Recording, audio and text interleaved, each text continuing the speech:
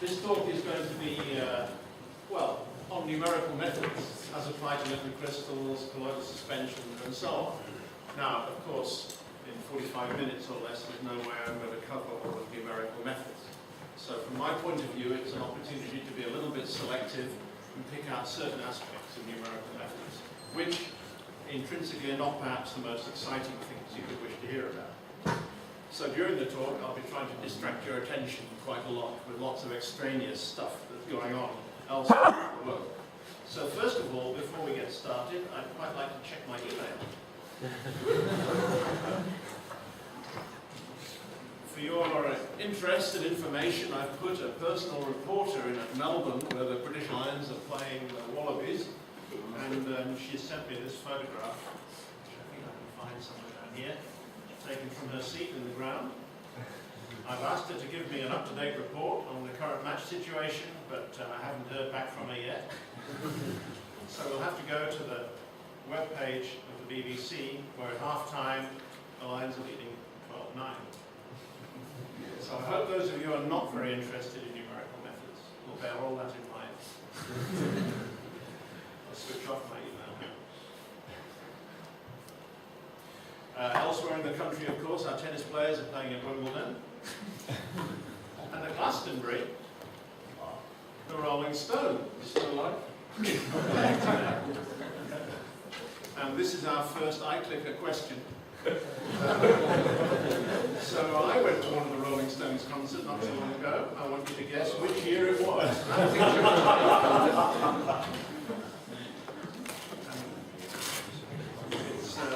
It's firing away now.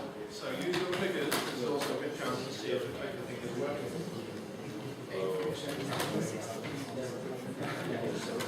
Take care. Look at the pictures of all the people involved and make a considered judgment. Give you 30 seconds or so. So let's see the results.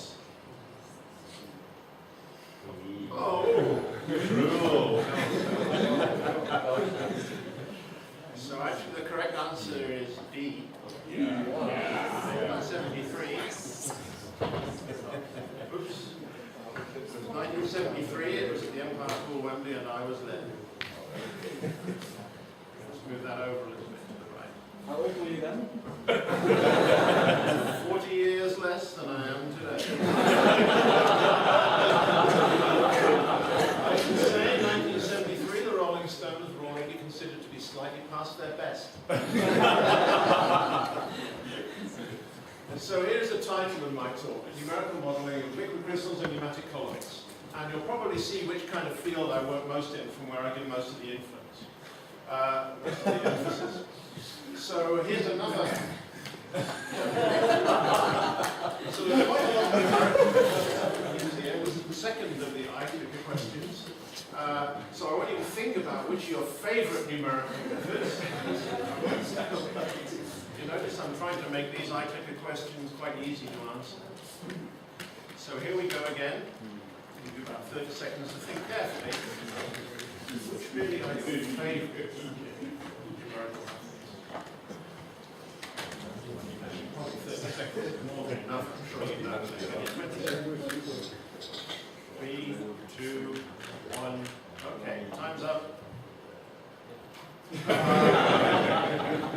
So now we know on a Saturday morning, here we are in Cambridge, learning about exciting things with liquid crystals, but on balance, quite a lot of people would like to be somewhere else.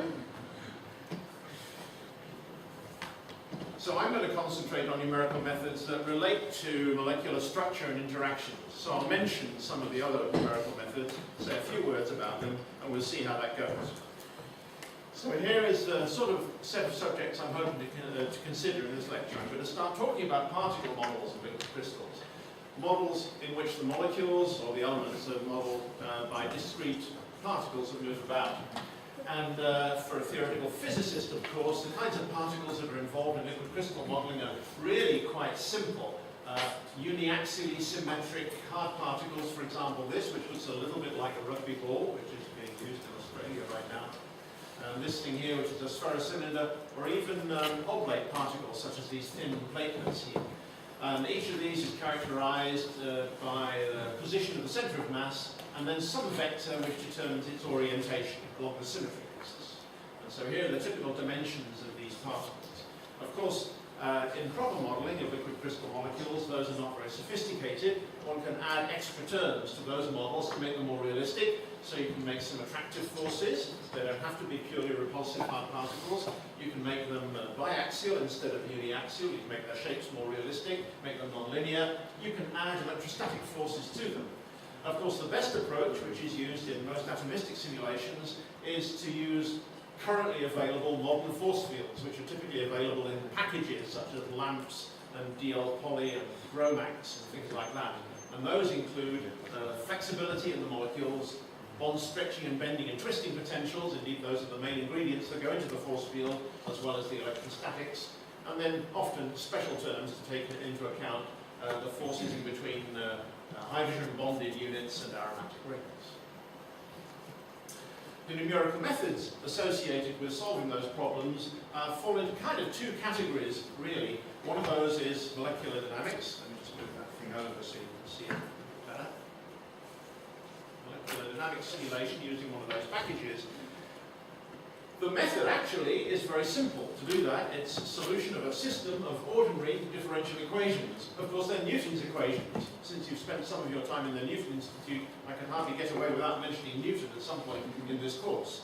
Those are just a very large number of ordinary differential equations involving the positions and velocities, positions and momenta of all of the molecules in the system. So you can solve those equations with the rotational motion and all the vibrations and so on a step-by-step basis. The step size you can use is really determined by how strong those interactions are between the particles and within the particles. Typical step sizes of the order of a few femtoseconds, maybe if you're lucky 5 or 10 femtoseconds. So already that imposes a kind of a limit on the timescales that you can look at using particle modeling of that kind. If you use some of the cruder models, the hard particle models, then you can crank the time step up a little bit, but we're never talking about time steps that are much longer than a fraction of a picosecond. Of course, you can specify the temperature and the pressure. The equations themselves conserve the energy. I've written Newton's equations down here, and this is just to give you an idea of the algorithm that's used in a numerical method of this kind. The algorithm itself sort of makes sense. It involves advancing momenta and positions, and then momenta again through a time step delta t.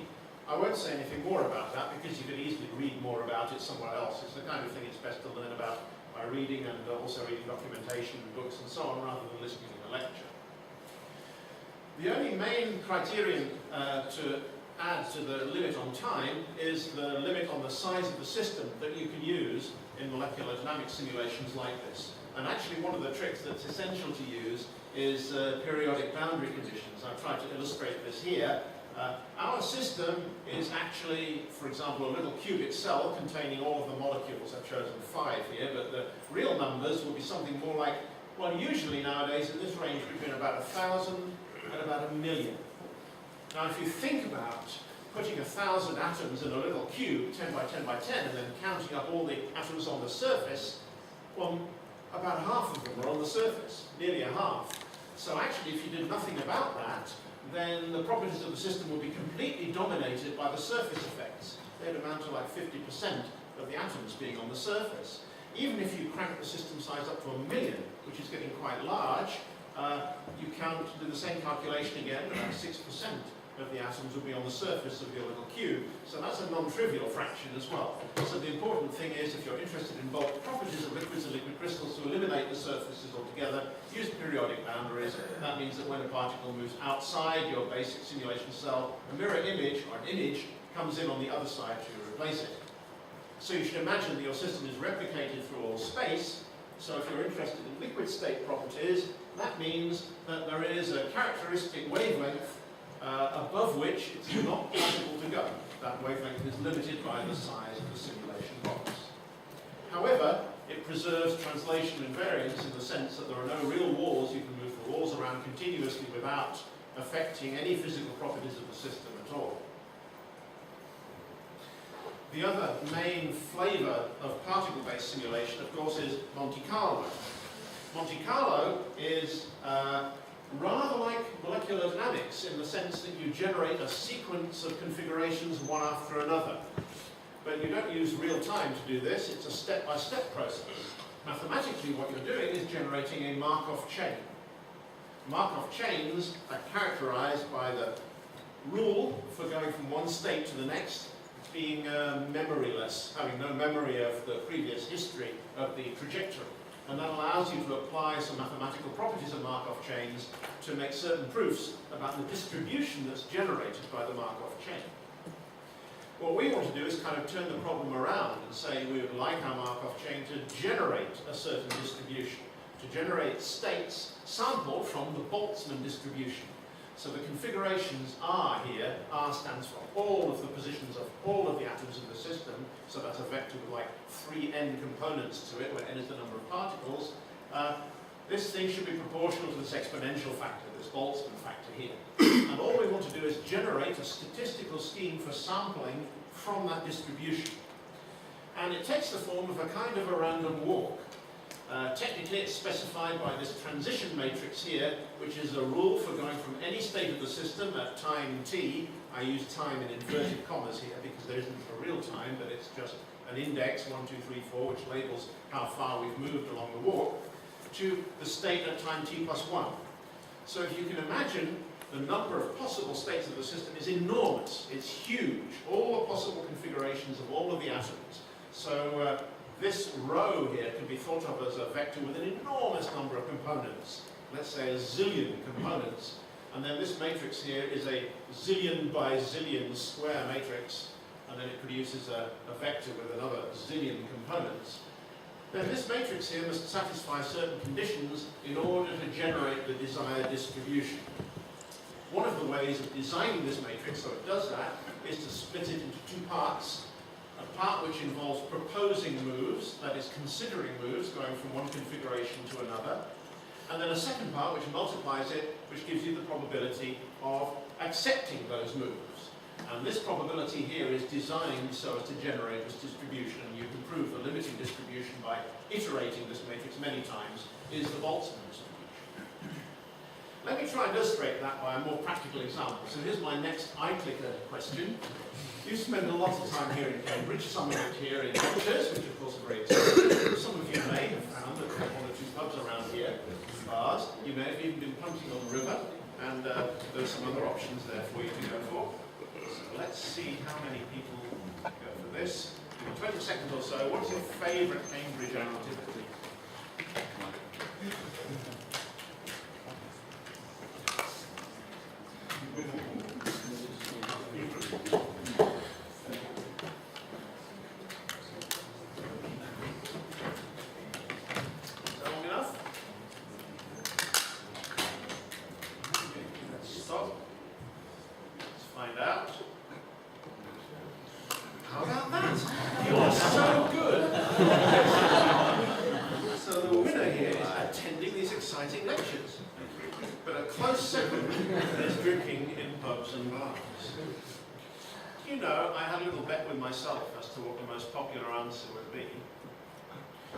Decided to illustrate this Monte Carlo method by analogy with a bar crawl or a pub crawl.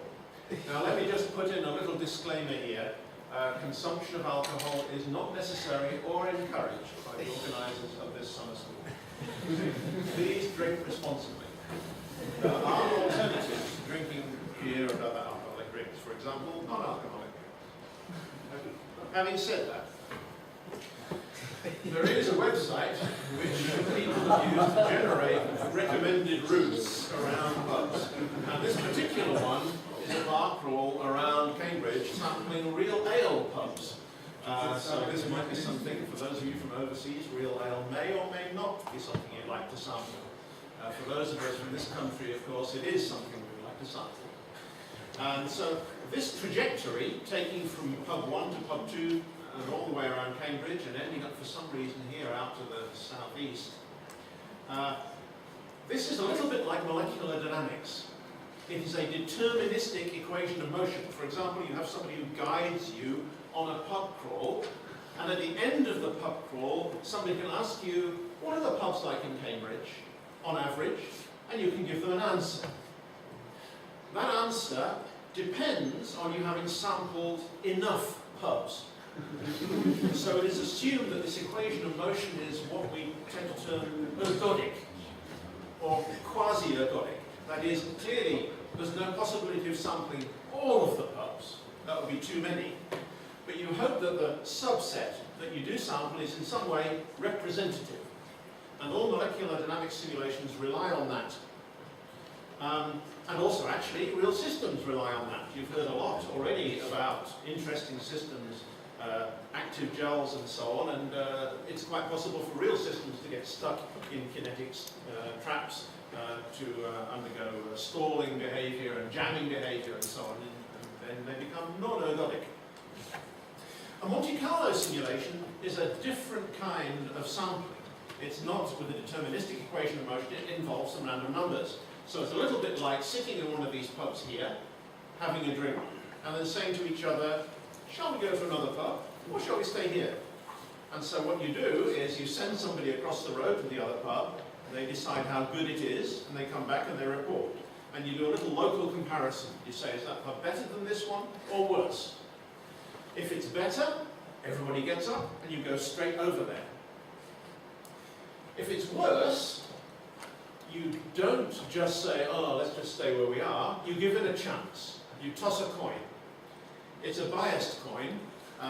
If it's a really terrible pub, you want to give yourself a low probability of going there. But if it's comparable, if it's not too bad, if it's only a little bit worse, then it's only fair to go over there and give it a chance. So you toss the coin, and if the coin says you should go to the pub, then you move over there and you start at a new state of the system.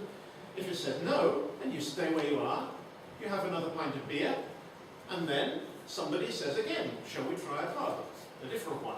And then you choose a different one in the neighbourhood, and the whole process repeats and repeats and repeats. So of course everything comes down to this rule for going between the pubs.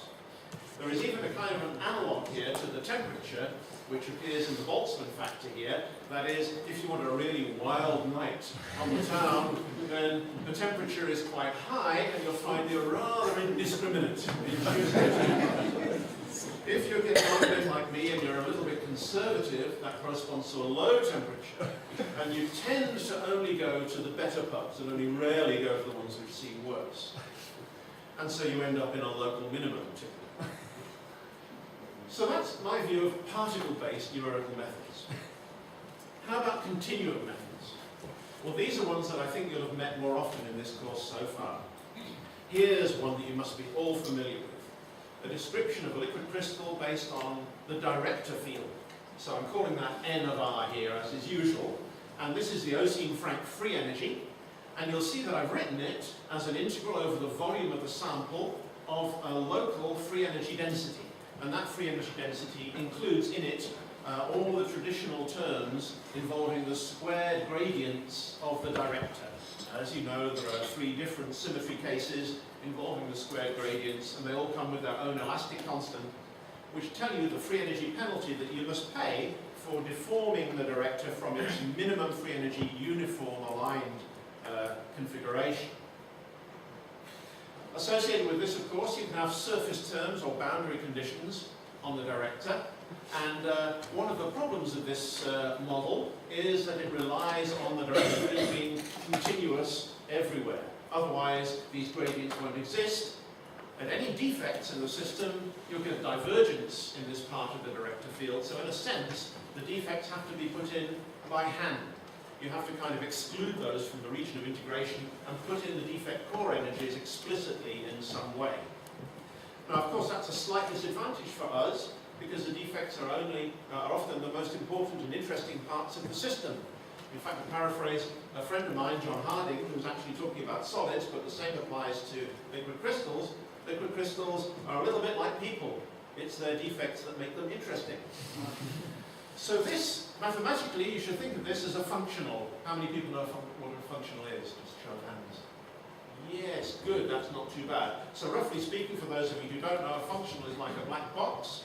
You feed in a director field like this, something that's defined at all positions in space, and you get out a number. in this case the free energy. And that reduces this problem basically to a variational problem of minimizing the Oseen-Frank free energy with respect to all possible variations of the director field, at least the ones that obey the conditions that the director should be a unit vector and so on. A big assumption of the theory, of course, is that the degree of orientational ordering is assumed to be fixed. That is, the liquid crystal doesn't vary its order parameter from place to place, or at least that variation is neglected. Now that is fixed up in the sort of next level of description up the hierarchy, which is based on an ordered tensor. So I've decided to write that as Q here. This is the well-known order tensor, a second-rank symmetric order tensor of the kind that was mentioned in the last talk, and has been mentioned, I'm sure, in many other talks in this school.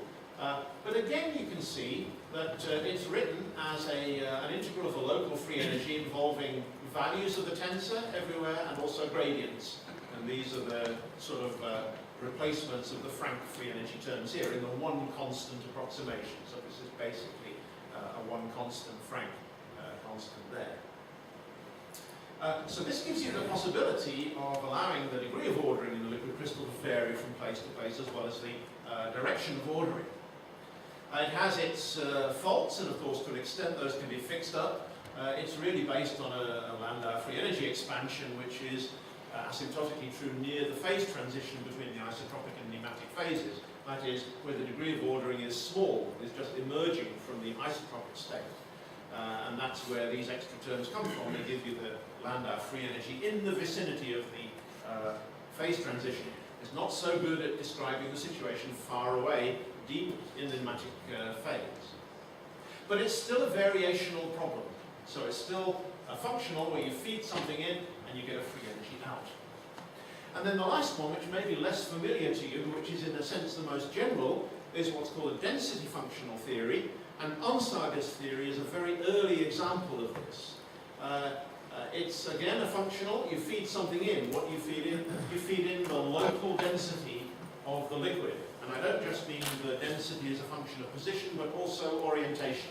So this function rho of r you should think of as being rather like the probability of finding a molecule at a certain position in space and at a certain orientation.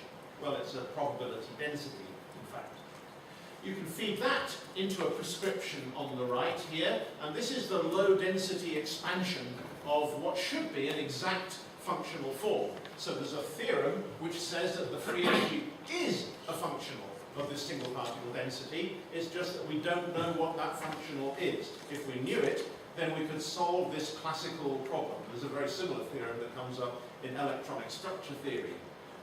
In this case, it's in equilibrium classical statistical mechanics that the Helmholtz free energy is a function of this density. As I say, we don't really know what that is, and it's quite a hot topic nowadays in liquid state physics to devise functionals which are better or worse approximations for liquids. But this is Onsaga's version of the functional, which is a low density expansion. It's like a virial expansion.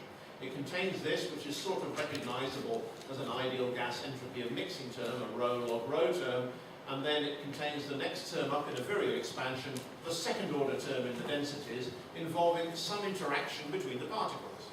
So, in contrast to Landau-Degen and to the elastic description, you get a chance in this theory to actually feed in information about the interactions between particles. And that's why I'm so interested in this. It gives you a chance to describe particle interactions at quite a short length scale. Yeah? Which one of these upscaled models would that one relate to best? Landau-Degen's or the... Both. You can derive both from it. And Yokoyama did a very nice paper where he derived the elastic constants from a density functional description a few years ago, maybe 10 years ago. Because I was wondering whether there was like Degen's version of this functional where you replace U with a tensor. Yes, okay. Let me just explain a bit more about that then.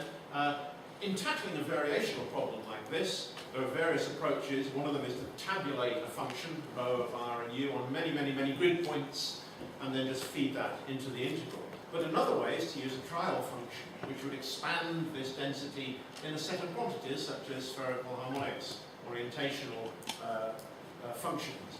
And you could do that in terms of the order tensor. You could write an expansion of this function in terms of the order tensor, and then see how that simplified these integrals, and probably drop some terms. So I think in principle it is possible to do it. Okay, time for an eye-clicker question then. So, even if you ask, are there any chemists here? Oh, sorry, I thought this in. Don't kill me. Even chemists know. Well, you know, it's the number one answer on exam questions. They ask, why does something happen? And if you write down, because it minimizes the free energy, you probably won't be wrong. You might go wrong, right? But actually here, that's exactly what we want to do. It's a variational problem. So I just wanted to check and see if you understood how a variational method works. How does it work? What do we do? Do we feed in Q? Let's say it's Q, but it could equally well be rho, or it could be the directive system. We feed that in, and we get out F. We feed in the functional F, we get out Q. Do we ask somebody else to do it for us? Or possibly you don't quite follow what I'm going on about at all. So there's always that possibility. Let's see this one. Okay, 20 seconds.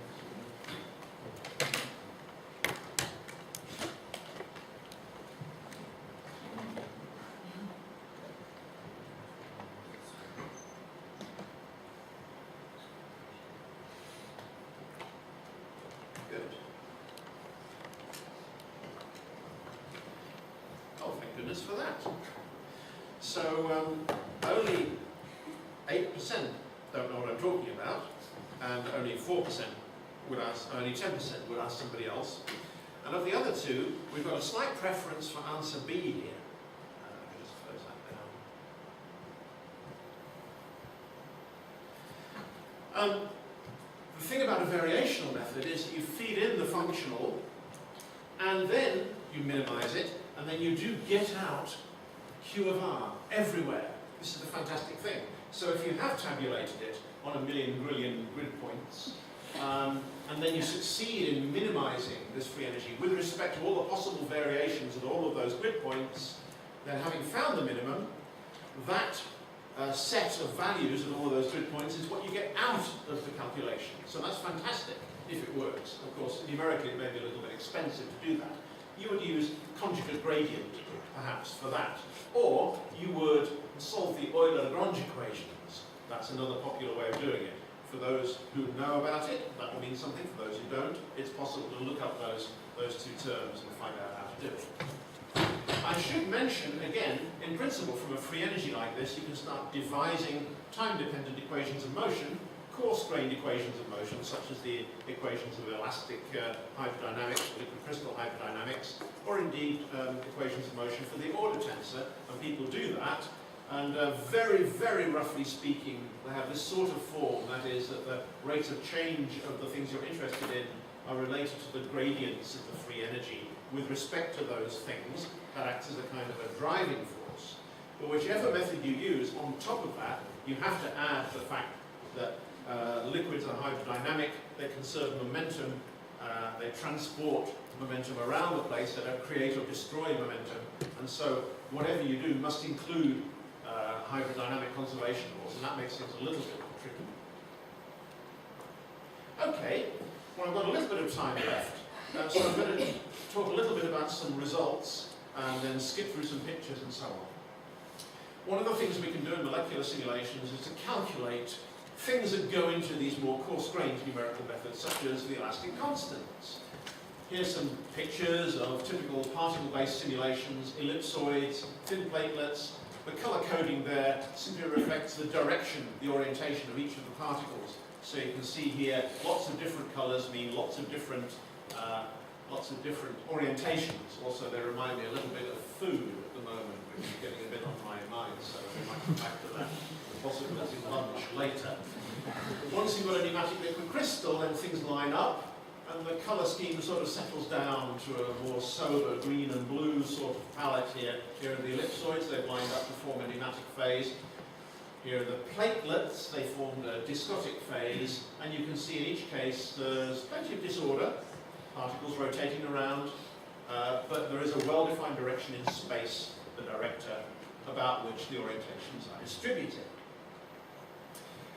I want to relate to some experiments in this field, and these are actually not so closely related to photonics, a little bit they are. In this case, the liquid crystals are made up of colloidal suspensions of platelets, inorganic platelets, these aluminium hydroxide platelets, gibbsite it's called, and they are of nanometer dimensions, a few hundred nanometers across, large dimensions like that, and they're quite thin, they're about 18 nanometers thick, and that's including the thickness of a little polymer stabilization layer, which is absorbed onto the outside. You can see some pictures here taken from this paper from Letterkircher's group in Utrecht of the separation into isotropic and nematic phases. The turbid phase at the bottom here is the discotic or nematic phase. Then on top of it, you can't see it, but it's transparent. There's an isotropic layer there, and there's an interface between the two of them. They can use small angle X-ray scattering to estimate the order parameter in this nematic phase. And then they do something quite clever. They put the whole sample in a huge magnetic field, several Teslas, I think, and that induces a Friedrichs transition, which, as you probably know, in molecular liquid crystal science, is a standard way to measure or estimate elastic constants. Essentially, it sets up a competition between the direction of the liquid crystal near the walls of the container and the direction it would like to be in the presence of this large field.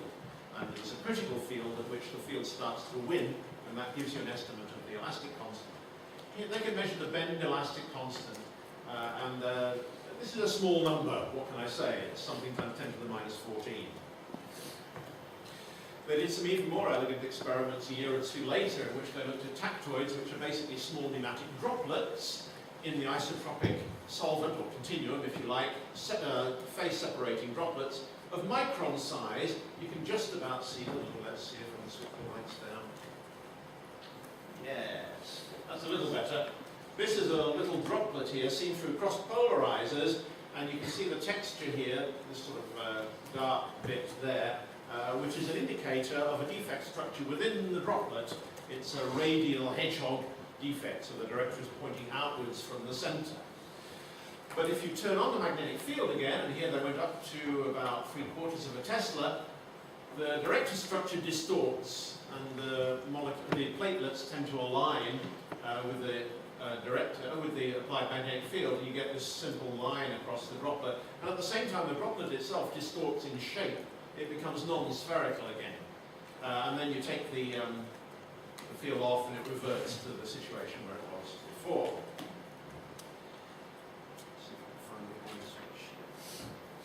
So using that and making some assumptions, they could estimate the splay elastic constant for the system. Fair bit of error bar on this, somewhere between 9 and 26, times 10 to the minus 14. They were interested to know if these figures were in the right ballpark for a simple model of these platelets. For example, the kind of model we do involving simple hard particles. We don't measure elastic constants using molecular simulation in quite the same way. We don't use the Friedrichs transition. What we look at is equilibrium fluctuations of the director caused just by natural thermal randomness in the system as a function of wavelength.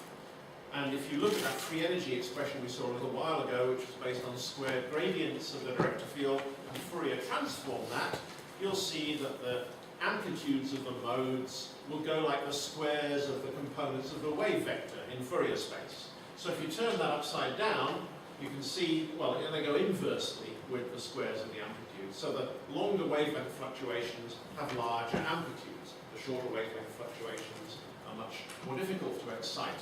So if you measure the mean squared amplitudes of the fluctuations in an appropriate coordinate system, that is basically along the director and perpendicular to the director, then you can get these expressions for those mean squared fluctuation amplitudes, and from that you can back out the coefficients of the expansion. And it's quite practical to do that in a numerical simulation using, let's say, 8,000, 10,000 particles. These are the sorts of curves you get for the inverse fluctuations, and the key point about them is that down in this region here near the origin, so this is k1 squared and that's k3 squared, near this region you can see the fluctuation amplitudes, or the inverse fluctuation amplitudes, go linearly with the squared components. So what we're trying to do is extrapolate to low k and get a linear extrapolation on this curve. Here are some results for various thicknesses of platelets, and I've really put this up to show you that experiment and simulation, and in fact theory, can all be put on the same graph. Those of you who've got good eyesight will notice I've done the normal theoretical physicist thing and used a logarithmic scale here on the left, and that helps to get them on the same graph. The two sets of experimental results are these big crosses in the middle. The error bars are the experimentalist's own error bars. I haven't just put them on there to make the experiments look bad. They're very, very delicate experiments. It's hard to get these results out. I was quite pleased that the circles on these graphs and the other symbols are the simulation results as a function of order parameter along the bottom here. They agree reasonably well, or at least for K1 they agree reasonably well and more or less within the error bars. For K3 things are not so good. So the measured values are much, much higher than what we see in simulation. And the theories, I won't go into the theory, but it's a first principles theory. It's not a fit. There aren't any adjustable parameters. The theory is fantastic, considering that. It's got really good agreement with the simulations. That made me feel a lot happier. Not so good here for the slightly thicker platelets, but still. It's clear that if we make the platelets thicker and thicker and thicker, we get slightly better agreement between between K3 and the experimentally measured value. But it's also clear that's not the whole story. Well, that wouldn't be surprising. The experimental system is polydisperse. Also, the platelets are not circular platelets, and also we may not have measured the thickness quite accurately. How much do I have? 5 more minutes, or where's the chair? 10 more minutes. 5? 10. 10! Lucky you. I'll say a little bit about nanoparticles, but I'll try and skip through it. Molecular simulations can shed some light on colloidal suspensions of particles in a molecular liquid crystal. But we are very restricted in the size of nanoparticle that we can deal with. It really is a nanometer scale. We're not looking at anything like the micron-sized particles that you've heard, for example, from Miha Ravnik in yesterday's talk. So this is typical. Well, let me just turn down the lights again. Yeah. On the left, you can certainly see the molecules here, and this is a colloidal particle. This is a little slice through a three-dimensional simulation using a few tens of thousands of particles here, and a relatively small colloidal particle in there, which in a minute I'll show you has a little Saturn ring defect around it. It's really like a little miniature version of the kinds of things you've seen using other numerical methods such as Lattice-Boltzmann and Landau-Dijen minimization and so on. You can more or less see the relative size of the colloid and the molecule. Here the molecules are relatively much smaller. You can hardly see them. So this particle here has a diameter of about 30 units, and the molecules surrounding it have a length of about 3 units and a width of about 1 unit. So they're quite small compared with it. And this particle around here, in a minute I'll show you, has a satellite defect at the South Pole. And in fact, those are the order parameter maps that are going with this little snapshot here. These are the streamlines here show you where the director is going, roughly. The color coding is the magnitude of the order parameter. Using molecular simulations, you can see things like the structuring around the surface of the colloidal particle. So, in fact, in a density plot, you see some rather strong oscillations of density near the particle. It's got homeotropic anchoring here at the surface. And around the sides here, you can see a reduction in the order parameter, and that's where the Saturn ring is. So this is a little slice, and there's the equator. You can imagine that little defect ring going all the way around the equator. For the larger particle, I haven't put the length scales on here, but this is for the larger one, this one here. So this is actually much bigger than that. There's a satellite defect at the South Pole. And again, for a tiny particle like this and surrounding molecules, this is no way like the point defect that you'll have seen in the sort of diagrams you've met before. It's actually quite a relatively large region of low order in which you might like to think that there is a defect. But remember, the idea of some kind of point defect is a bit of an abstraction. It's a bit of an idealization of a real situation. Using this technique, we can also watch the time evolution of a satellite defect into a Saturn ring. This is a little snapshot from that process. What happens is that the satellite defect splits, forms a little ring around the pole, and then that ring slowly creeps up and up towards the equator. And in fact, we can measure its progress in terms of its z-coordinate as it tends towards 0, which is where the equator is. And that takes a relatively long time for a molecular simulation. It's quite hard work getting that out. Much easier to go to these continuum theories if you're looking at nanoparticles in liquid crystals, and especially that's important if you want to think about things like self-assembly, and of course self-assembly of particles like that is where you start to see possible photonic applications. So this is an example using this Onsager theory again. You could do the same kind of thing with Landau-Desgen, but you wouldn't get quite so much detail on the structure around the colloid. This is for a cylindrical nanoparticle, so everything here, you should imagine a big long cylinder coming out of the board at you, an infinitely long cylinder, and the defect structure around it, there are little line defects along the sides of the cylinder, which kind of play the same role as the Saturn ring defect did in the spherical case. So you can look here at different sizes of cylinder in a nematic liquid crystal. So the whole of this solvent is being modelled as being made up of ellipsoids, rather long, thin ellipsoids, of the Onsager kind that Onsager theory works quite well for. But we've discretized them, put them on a grid, use Onsager theory to predict their behavior instead of treating them like particles. You can see as the cylinder size grows, then there's a little ring of structure that grows outside, and then these two defects along the side maintain that. Here is a situation which is right at the isotropic nematic phase transition. So this over here is deep in the nematic phase. Here, near the transition, you can see that there's a lot more kind of softness in the surrounding liquid crystal. The defect structure is broader. There's a broader ring of structure around here. And if you look at the same chemical potential, but just on the isotropic side, you can see, of course, all the orientational order is lost. The only kind of orientational order you get is that directly induced by the homeotropic anchoring right near the surface of the cylinder. Well, time for another clicker here. Suppose I take one of those cylinders and I bring it up to a flat wall. So that's the kind of self-assembly problem you might want to address. Suppose the flat wall also has homeotropic anchoring. What do you think will be more interesting? When I do that, when the surrounding liquid is actually in the nematic phase, when the surrounding liquid is in the isotropic phase, perhaps you don't know, but you're quite interested in finding out, or possibly you're already, like me, thinking of lunch. So whichever of those options we have, let's give 20 seconds or so. Let me know.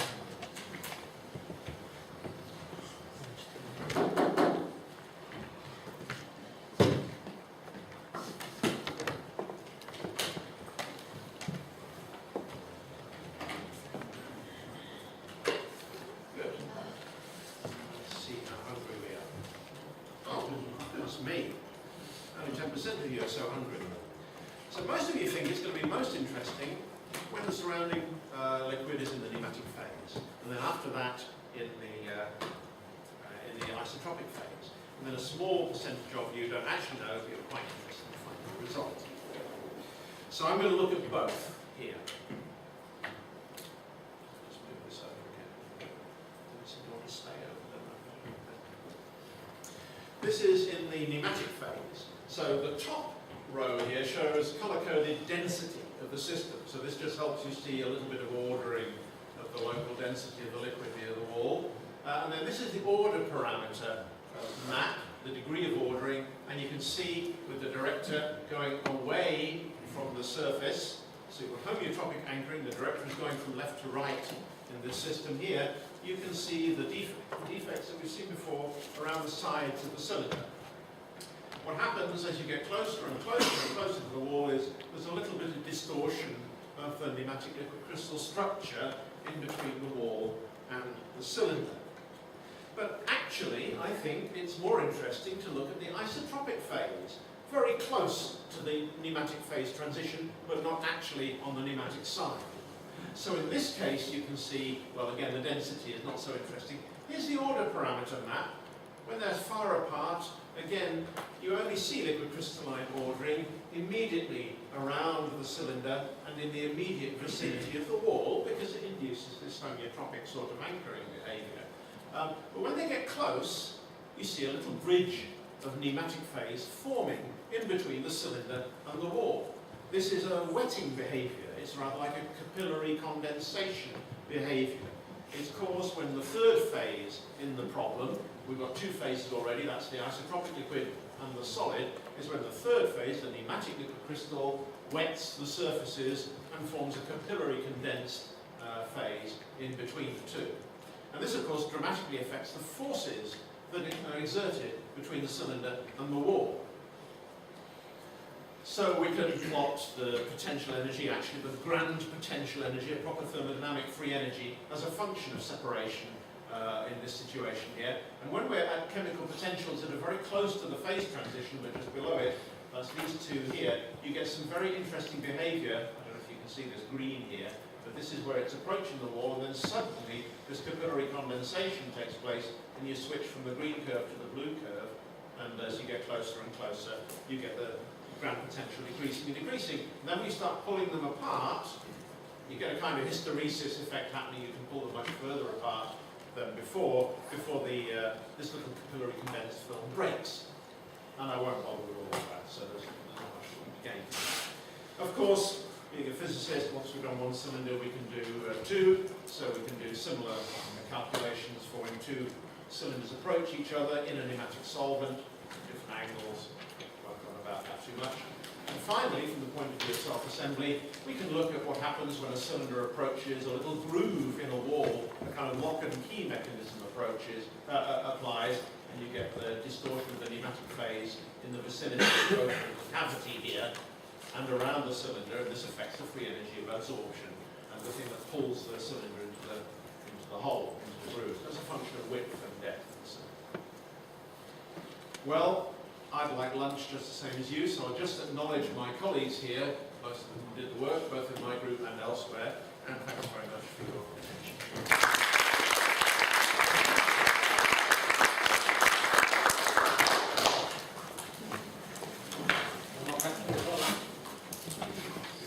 I have a question.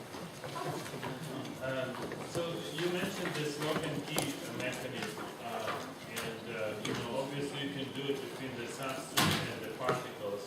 But how about particles that would have two different particles kinds that would have lock and key features? Would that be realizable? Oh yeah. So all that's involved here is just changing the boundary conditions on some surfaces. So it's equally possible to do it. Probably it would be cheaper and easier to do it with lambda Duchenne than it would with this. This is quite expensive, but it would be possible to do. So when you're modeling line projects, the degree of freedom that the system has is to establish concentration gradients, and so the elastic modulus, for example, would become a function of position. That's true. So when do you have to worry? Oh, that's interesting.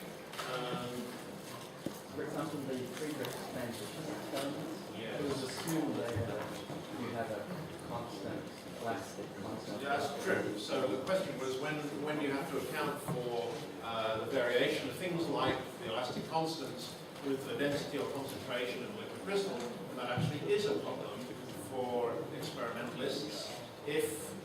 I would think if you're dealing with a system like a colloidal suspension where the length scales are all scale up, I would imagine in most molecular liquid crystal cells, the macroscopic assumptions are pretty good, and the Friedrich transition business works pretty well. I would think elastic analysis of that would assume constant, elastic constant. But if you're actually doing just number crunching it out, for example, in this Untitled Description, then that could all be taken into account, because you don't feed in the elastic constants to that. It's the interactions that you feed in, and so if the density did vary from place to place, that would just be there. And so you'd be able to model the behavior at the molecular level, or at least at the particle.